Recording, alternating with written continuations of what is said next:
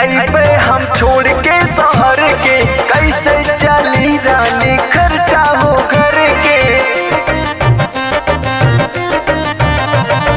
तोहरे कमाई के कुछ ना कदर बा, भरो भरे घर में मचौले गदर बा।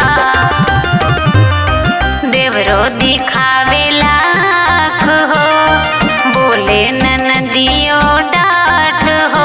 पिया चले आवा, पिया चले आवा छोड़ गुजरात हो। पिया चले आवा छोड़ गुजरात हो।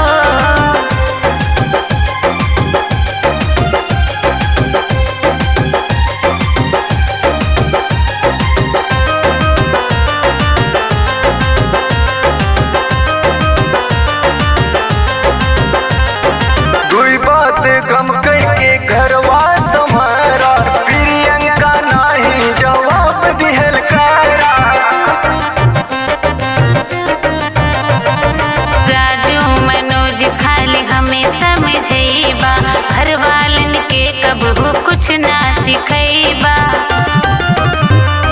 कितना बर्दाश्त